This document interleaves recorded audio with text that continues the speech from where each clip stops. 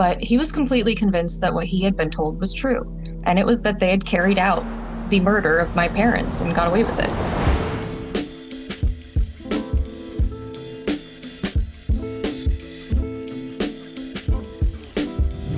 Welcome back to Other People's Lives. I'm Joe Santagato. I'm Greg Dybec. For anyone out there that would like to be a guest on our show, don't hesitate to reach out to us. Our email is oplpodcast@gmail.com. So just send us an email and we'll get back to you. Today, we're speaking to a woman named Dallas. She reached out to us with the email headline, "My maternal grandma who raised me killed my parents and got away with it." And Dallas is convinced that her grandma killed her parents. She says that local detectives have also said they believe this to be true. However, there's never been enough evidence to close this case, and she's looking to raise awareness, to share this story, to hopefully help gather new evidence that could aid in the case and bring closure. So we've got Dallas on the line, and thanks so much for being on today. Thank you for having me. Yeah, of course. So can you just talk to us about your, I guess, earliest memories of your grandma and your parents? What was the relationship and the dynamic? You mentioned that she was the one who raised you. So can you just kind of paint that family picture for us? So when my parents went missing, I was actually so young that I don't remember them at all. I was under the age of 3. I do have an older brother, and he did remember them, but I did not. So my grandmother, my mom's mom, and her little sister, and their mom, and then her little sister's son. So my second cousin, my great grandmother, my great aunt, and my maternal grandmother raised me and my brother. Okay. So you were 3 when your parents went missing. Not quite. Wow. So I guess from what you've heard, since you're too young to remember, what exactly happened? What did the authorities believe? Did they search for your parents? What happened when they went missing? It's funny you ask that, because I didn't find out until about 2020, 2021. There was never a missing persons report filed, like at all. And I was led to believe that my mother and father were irresponsible, potentially drug addicts. They were so young when they had us, which they were. That they just kind of like ran away from the responsibility of being a parent, and that they just didn't want us. They didn't want to do it. And that they took up the mantle of raising us out of the kindness of their own souls. Oh, wow. So that was the story that was kind of told to you when you were younger? Yes, to me and my brother. And it wasn't completely consistent at any point in time ever. But there was some pretty strong themes, and those were the main themes throughout that seemed to be their go-tos. Did you believe that at a certain time? Sometimes yes, sometimes no. Even when I believed it, I didn't hold a grudge. Mm-hmm. What, I guess, if that's the information that you're fed by the people around you, your grandmother, your guardians who have raised you for essentially your whole life, I mean, I feel like I would believe that if that's what the people I trusted told me. So as you get older, what makes you even start to doubt that story about your parents? I don't know how to word this eloquently, but they were idiots. And it was very easy to pick up on the fact that there was inconsistencies in their story. I was pretty young when I first started noticing they weren't being completely forthcoming. But even then, I didn't, jump to the extreme. I just figured there was, for lack of a better term, like bad blood, like they were estranged, if you will. But I did kind of believe, that they were probably overwhelmed with everything and ran away from the responsibilities that they didn't know they weren't ready for. That was kind of what I bought into. Okay. And did you start searching for answers just about your parents in general, who they might have been, why they left, I would assume, is a question that a child would want to try to answer for themselves if they could?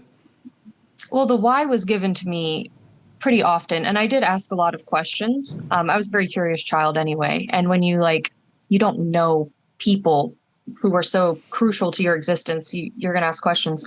But they always had pretty aggressive and short answers in response to those questions. So I didn't actually start trying to pursue it further until I was like pretty well into my like teenage high school years. Otherwise, I would just ask questions of the family and get inconsistent answers. When you say inconsistent, like what, do you have an example off the top of your head of like they said one thing and then years later they're like making up a different story about that scenario? Absolutely. I was told for a long period of time when I was younger that my brother was essentially being entirely raised by my aunt and her son, and that my brother didn't know I existed until I was like a year old. And I think I was about 17 when my father's brother found me on Facebook. And we talked a little bit, and I had been given a photo of me, my brother, my mom, and my dad, and I am completely freshly newborn. That must have been That one bizarre. was fun. Oh, it was very strange. I mean, I wasn't surprised at that point. You know, I knew who they were at that point, my family that raised me. But it was like one of the most like, okay, yeah, they're lying completely through their teeth about this moment. Because I'd have like little instances where they'd say like, oh, one series of events happened and then it doesn't work with the timeline that they'd fed me. And I'd be like, that's weird, but you know, like they are probably embellishing so that I don't go looking for them because they think they're bad news kind of thing, you know? Right. So, I mean, 17, 18 years old, like now you're like a young adult. What, like how, now that you have this information of like, okay, clearly there's something going on. I'm not getting all, you know, my answers. Like, were you actively like trying to go out and get more answers, or did you like call out, you know, your grandmother and be like, you know, your story doesn't make sense because of this, blah, blah, blah. A little bit of all of the above, but I actually was told the narrative of what ended up being true by my brother when I was only like 15. And, you know, I took it as something that they said to scare me to not go looking for them. Once again, bad news narrative. But he was completely convinced that what he had been told was true. And it was that they had carried out the murder of my parents and got away with it. And I thought it was bullshit. So your brother first came to you with this theory. He basically came and said, "Hey, I think grandma and Oh, no, aunt he was whatever." told. Wait, he was told. By who? Yeah, he was the youngest, the cousin. Okay, so your cousin told your brother, "Hey, grandma and Aunt Barbara murdered your parents." It was darker than that actually. He was a little delayed, and so he was very easily manipulated. And my brother was like 9 years old, and he was about 6 when they went missing. And so he would ask a lot, like he remembered them, he knew who they were. And one night, I'm going to call them by their names, by the way. Sure. His name was Paul. My brother's name is Dustin, and his name was Paul. And Paul had been drinking, and he never drank. It was a very rare occasion. And my brother just kept asking him, like, when are they coming back? When are they coming back? Why did they leave? And he told me that he broke down crying, like he'd never seen anyone cry before, and confessed to him that him and my grandmother had actually carried out the physical task of shooting and killing and dropping my parents off the highway. And that Darlene, my aunt, and my great grandmother kept me and him off somewhere else. I later found out where we went, but to carry it out. And then my earliest memory was contextualized. So my earliest memory is it's like around my birthday, and I was really scared of like the crypt keeper from like Tales from the Crypt. Mm-hmm. And my family had this like little finger puppet of the crypt keeper, and they called it the Bad Baby. And I guess like my mom would put it up like high on the dresser so I wouldn't like try to climb the dresser, or she'd like put it in front of a door so that I wouldn't like go into a room. And Paul carried me out on his shoulder to our trash barrel where we would burn trash because we lived in Texas in the 90s. And he had me throw it in the fire and said it would never hurt me again. And it was later contextualized that that was them quite literally throwing a celebration that my parents weren't coming back. Wait, so your cousin who told your brother this told him I killed your parents? He didn't pull the trigger, but he assisted in the act and the disposal of. How old would he have been at the time? He was 4 years older than my mother, so he would have been about 24, 25. Wow. Whoa. Okay. So do you remember when your brother came and told you that he learned this information, what you initially thought? I remember I remember the exact day too. I was 15. We had just moved to a new town in Ohio, completely far away from where we went. And I'd made some friends. We were hanging out, and I was talking about it because, every time you meet new people, they're like, what's up with your family? Like, where are your parents? And, I gave her the whole spiel. And I guess he decided he didn't want to keep it from me anymore. We'd gotten a lot closer. And he pulled me off to the side and he told me this. And I didn't talk for over 24 hours straight as I processed it. And I decided at the end of that it probably wasn't true, because I figured they were too stupid to get away with it, and that there would have been evidence of bodies. I would have heard something, you know what I mean? Mm-hmm. And so I was like, oh no, they just said that to scare us. That's bullshit. And he never let up on his opinion that it was in fact correct. He was thoroughly convinced, and I was not. So when they say but I would joke about it with my friends. you said they threw their bodies off of the highway or something. How would they not find bodies like that? They did, in fact, find bodies. Oh. They were unidentified for 28 years. What? Okay. So, Yeah. Okay. So I guess you're at the point now where your brother tells you and you're pushing it aside. This can't really be true. Mm-hmm. When does that change? Because obviously you believe it now. Well, it changed on November 8th, 2022, when Oklahoma cold case detectives called me to meet with me and take a DNA sample, because my DNA had been put into a database when I did Ancestry, and it matched my father's. Okay. And your father was? Brian Burr. But how? So they took the DNA from one of these bodies. Body? They had a whole department. You probably heard about a lot of unidentified people becoming identified in the last few years. And that's because they started this coalition called the Cold Case. What is it called? The Project Cold Case. There we go. And they put a lot of money into reopening cold cases of unidentified victims and starting to use DNA to try and find family members. And a few years before that, around 2018, 2019, I took an Ancestry DNA test because I was back in touch with some of my dad's family. And we wanted to make sure I was my dad's kid because I looked a little bit different than everyone in the family. And so there was this running rumor that I was an affair child. And I wasn't. I was linked directly with my father's great aunt. And we still talk to this day.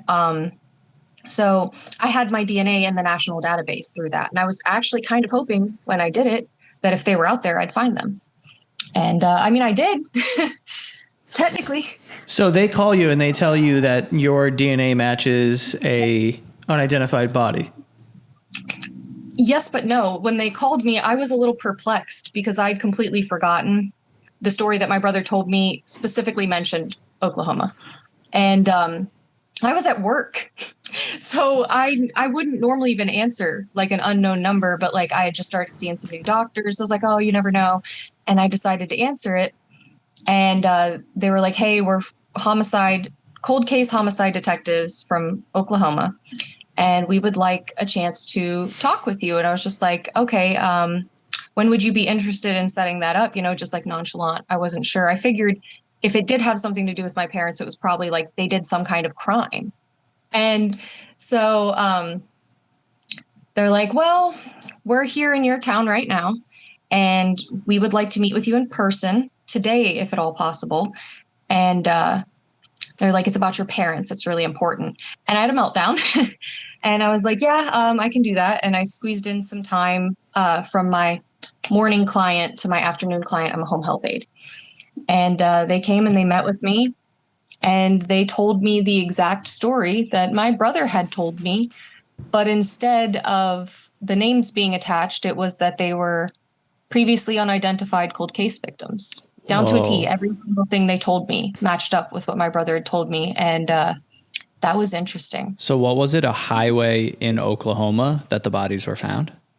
Yes, it was a highway that drove straight from the city adjacent to the town I lived in all the way to that national park. I think it's a national park. It's a state park, if nothing else, where they drop them off. Like, it is the direct line. This episode is sponsored by BetterHelp. Halloween is coming up, and the question that I have for you is, what is something that scares you?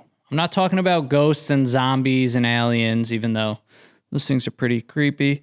I am talking about fears that might be stopping you from being the best version of yourself. Fears that might be preventing you from doing that thing that you really want to do or accepting a new challenge in life. Therapy is a great tool for facing your fears and overcoming them, because sometimes the scariest thing is not facing our fears head on, knowing that it's preventing us from doing the things that we really want to do in life. I have faced a lot of fears in therapy personally. As we get older, I think life gets scarier. I think the stakes become higher. Things become real. I'm talking about becoming a father, getting married, taking new risks and job opportunities. And I would be lying to you if I said that I was just always excited and fearless in my pursuits. That is simply not the case. But therapy has really helped me face these fears and get to the bottom of why they scare me and how to kind of change my own, I guess, perception, you could say, of what these fears are, and no longer being afraid of them, and then actually becoming excited at the opportunity for new things, because change is often scary. And if you're thinking about starting therapy, you should definitely give BetterHelp a try. It's entirely online, so it's designed to be super convenient, flexible, and suited to your schedule. And all you have to do is fill out a brief questionnaire, and you'll get matched with a licensed therapist, and you can switch therapists at any time for no additional charge. I think that's one of the best features of BetterHelp, so that you can find someone that you are truly comfortable with. So overcome your fears with BetterHelp, and visit betterhelp.com/OPL today to get 10% off your first month. That's BetterHelp, HELP.com/OPL, and you'll get 10% off your first month.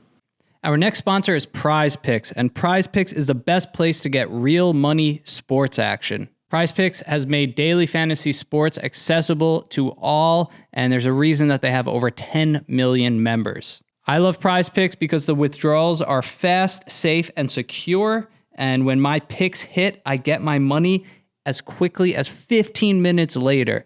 So really fun to play daily fantasy, make these picks. If you're right, you're getting paid basically on the spot, which is awesome. Football season is back. I love using Prize Picks for the NFL. I've been cashing out so far a bunch of picks like Justin Jefferson, more than 83.5 receiving yards. You got Patrick Mahomes for more or less than 267.5 yards. You decide, check out the app and make those picks, but they have a ton to choose from. And you can now win up to 100 times your money on Prize Picks with as little as 4 correct picks. Prize Picks is also the only real money daily fantasy platform that has an injury insurance policy. I think this is so cool. So basically, your lineup stay in play even if one of your players gets injured, which is awesome. Or say you have a player that leaves in the first half and doesn't come back, Prize Picks will keep your lineup live. I know Joe is always talking about Prize Picks too. I think he's a little obsessed with it, but he's doing well. He's making some solid NFL picks. I'm excited for the basketball season to come back.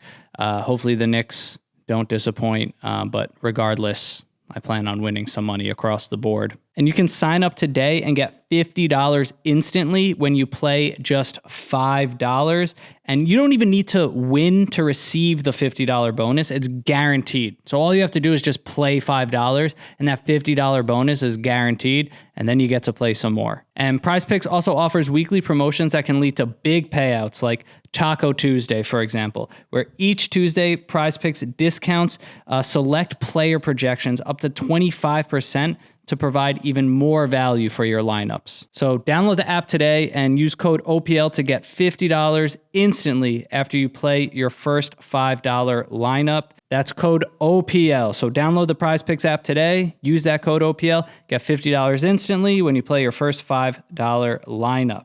Prize Picks, run your game. Whoa. So after getting this information, was there any sort of like, going to your cousin or even telling the detectives right there? Oh, your cousin and the grandmother. All of them. They were dead at this time? Yes, all of them have since passed.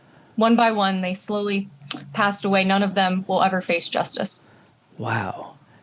Did you immediately tell the detectives who told you that, the story? Oh, yeah. They went to my brother next. He's incarcerated for some poor choices he made while still living with the aunt who was good and effective at trapping him in his less advantageous lifestyle. We were raised like with hoarding. She brought it with her when she moved in, and he was drinking heavily and working constantly, and he got in trouble with the city for the state of the house. She went into a nursing home, started refusing to eat. She's a diabetic, and she went into a diabetic coma and passed away. And he got charged for the state of the home because they considered it dangerous for his children and the aunt, which is fair, but kind of threw the book at him. Whoa. And yeah. And so they came and saw. I promised my brother when he got arrested and he got sentenced that I was going to find our parents by the time he got out, that I was going to make it my mission. And he said, I don't think you will. And then they went directly to where he is currently incarcerated to get DNA samples from him. And he was able to give them so many accurate details about the many different addresses that we lived at. He has kind of like an obnoxiously good memory that they immediately were like, yeah, he knows what he's talking about. And this all checks out. And yeah, I met with the detectives again later that day after they spoke to him. And that's when they told me, they're like, we think this is what happened. We're going to do our best. But, it's been 28 years. And I doubt we're going to find any physical evidence of this. And we've kind of been trying to get anything we can from that since then. And anyone who knows anything either doesn't know that this is being talked about or doesn't want to talk about it. I don't know. They weren't very social. That is... What would be the reason why they would kill your parents? There's multiple theories. Would you like to hear mine? Sure. So Paul was the son of a convicted sex offender. And the apple really does not fall far from the tree. And he had been inappropriate with me quite a bit when I was young. And I had threatened to expose what he was doing. And he had told me that he did it to my mother when they were growing up together. And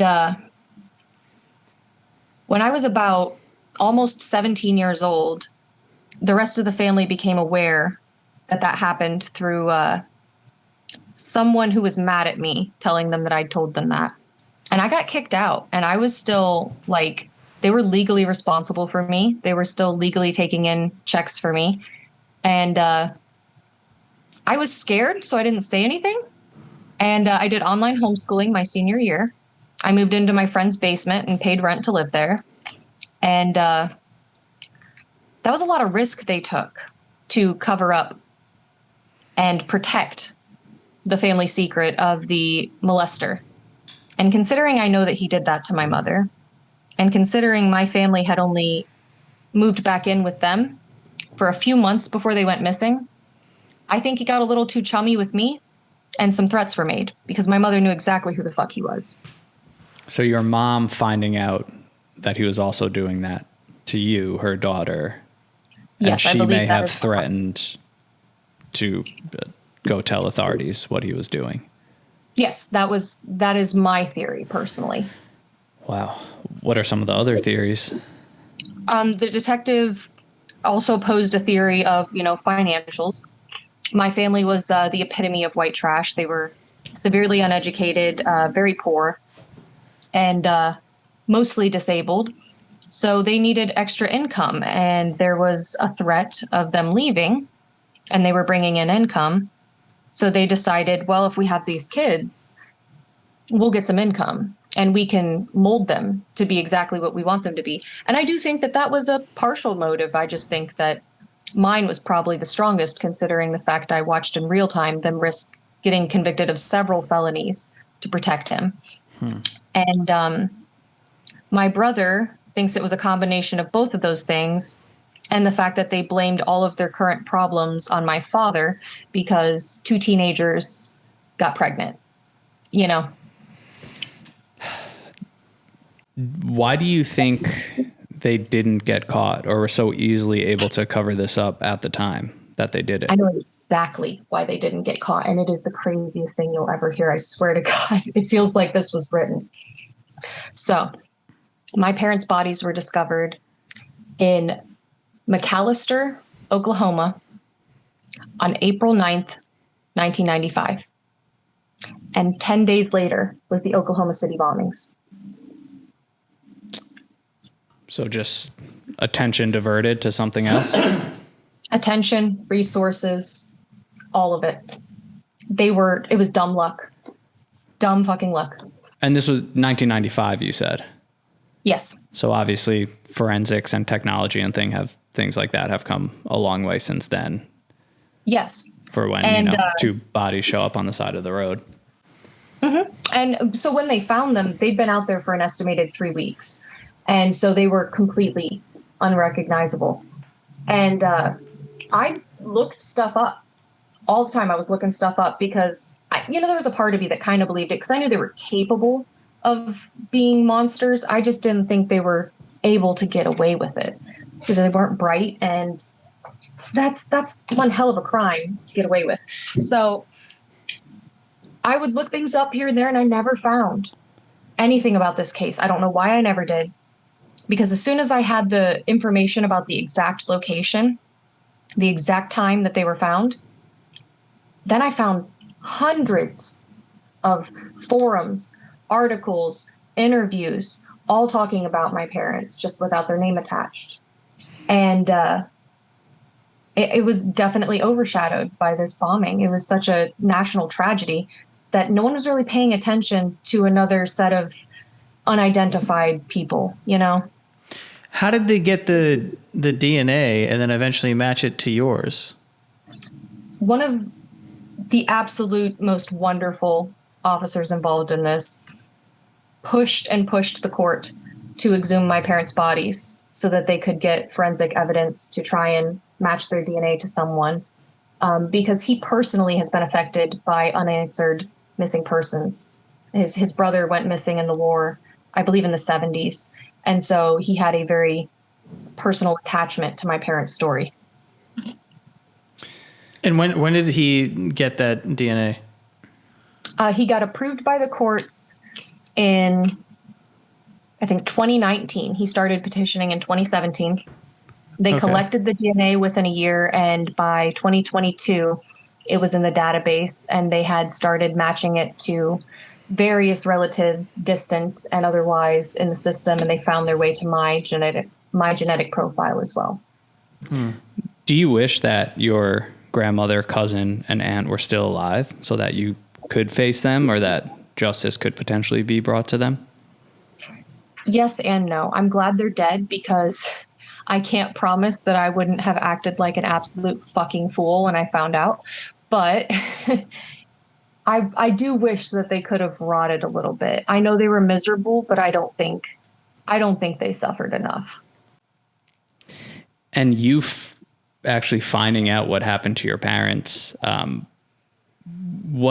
ultimately does that bring you closure? And is that something you are looking for? You are obviously told, false story your whole life, one that you did doubt at times, and then to find out that you were right, that you are being lied to, like, is that enough closure for you, or do you feel like you need more to happen in this case? Yes and no. Again, obviously I wanted to know something. It was horrible not knowing. It was this weird pit that I could never really get out of my stomach. I was always trying to find things I couldn't find. I felt like a part of my identity was missing. So that was all good eventually. Obviously, it hurt really bad when I found out. I did not handle it well at first, but I knew I would get better. But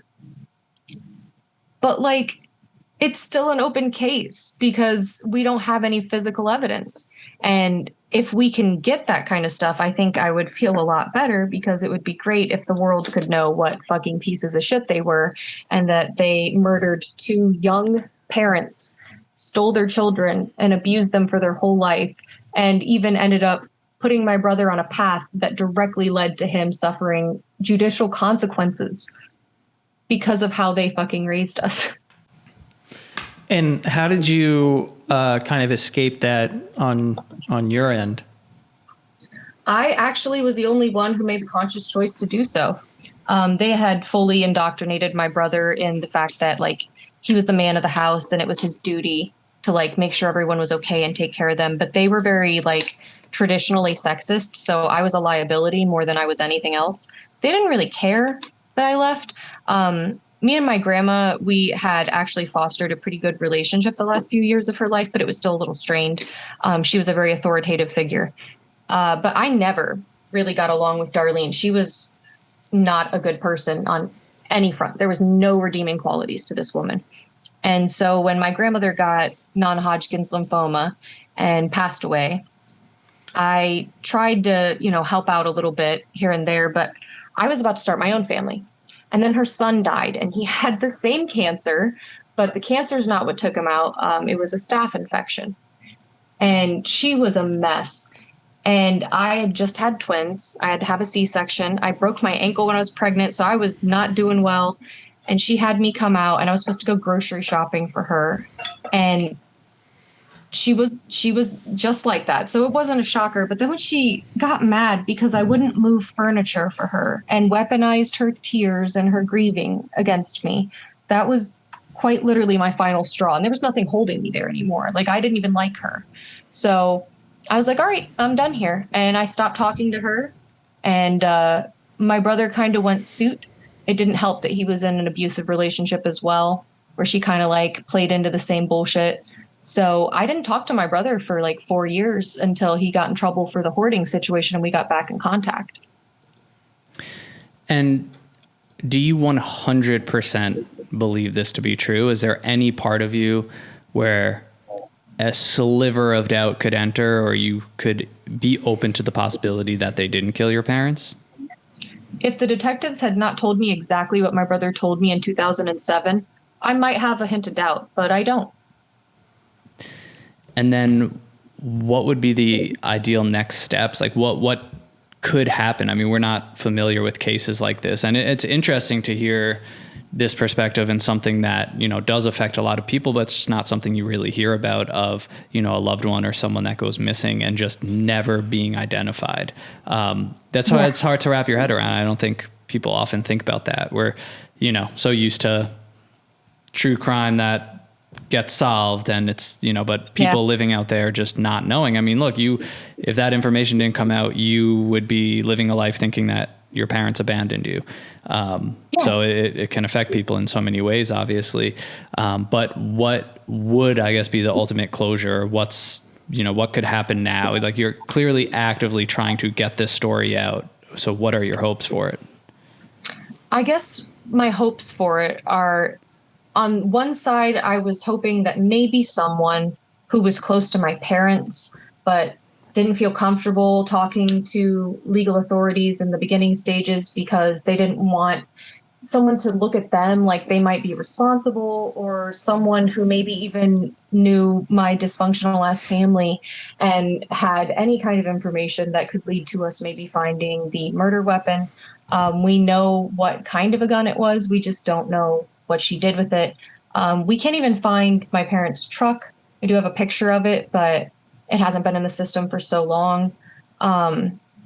Anyone who has any information that could maybe progress the case more towards a legal standpoint of certainty would make me feel better. And also anyone who knew my parents who want to tell me anything about them, because the information that I've been given about my parents is pretty limited, and I don't really know who they were at all. They were so young. They were 21 and 23 years old when they died. And people could argue they weren't even really fully realized people yet. But what I have gotten is interesting to me, and they seem like maybe people I would have liked genuinely in real life. And it would be cool for me for that kind of closure to maybe at least know something about them.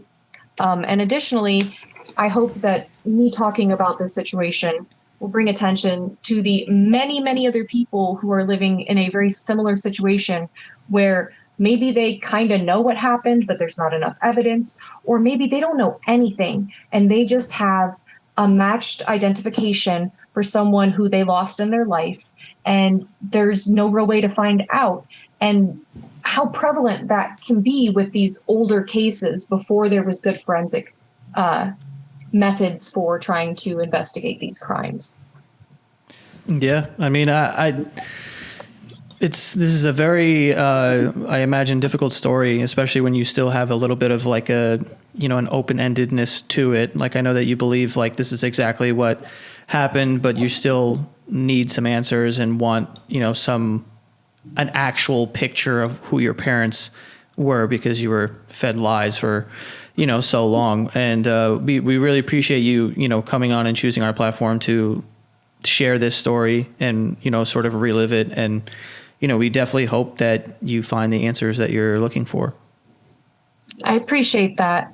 Before I lose you, for anyone who's listening, if you know anyone who knows anything, my mother's name was Rachel Ann Burr. Her maiden name was Smith, and my father's name was Brian Eugene Burr. And any information is helpful, even if you think it's not important. You can report that to any high-ranking authorities at Oklahoma, but you can also report directly to Project Cold Case.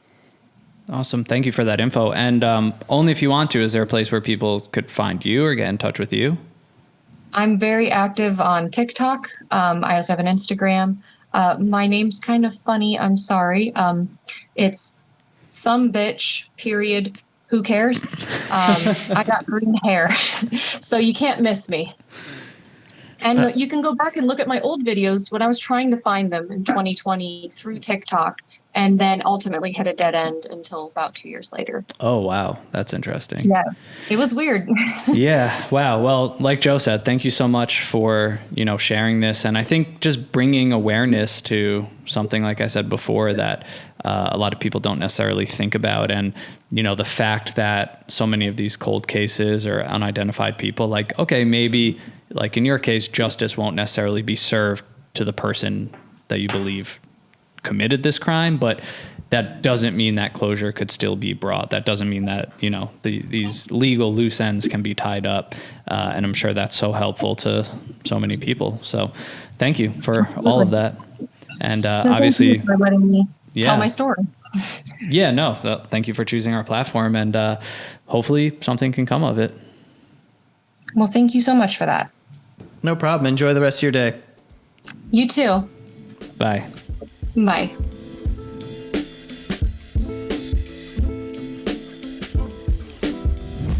I can't even imagine how that must feel, like that experience. Like, this kind of like puts it in perspective. Like, you pass by people every day and you have no idea what kind of life they're living. Like, you imagine like having this very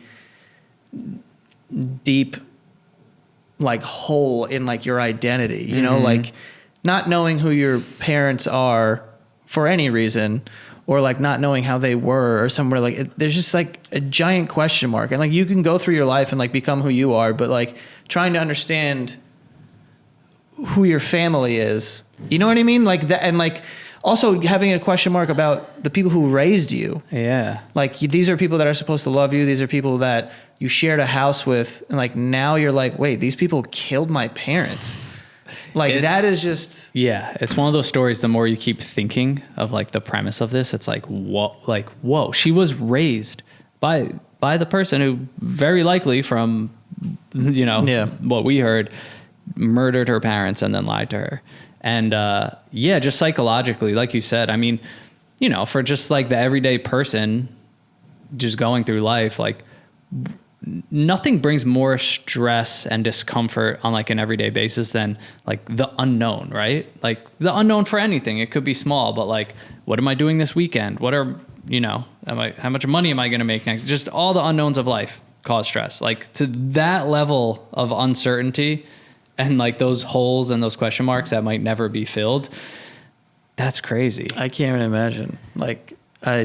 And even like down to, even if more evidence can be gathered, then even the motive of it all is still just going to be a theory. Yeah, like bro, why? And never being able to ask them, like, why?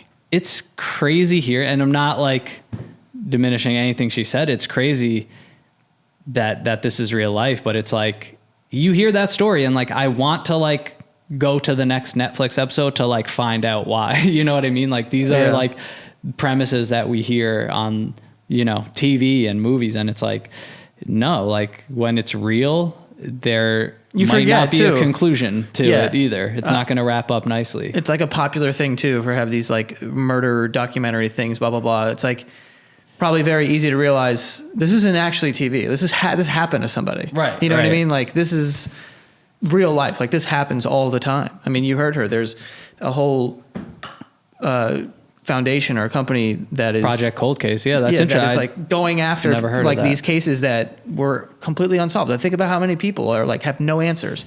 Like that's horrible. Yeah. And you never know. Like I don't know what could come of it. I like wrote this down before we started recording.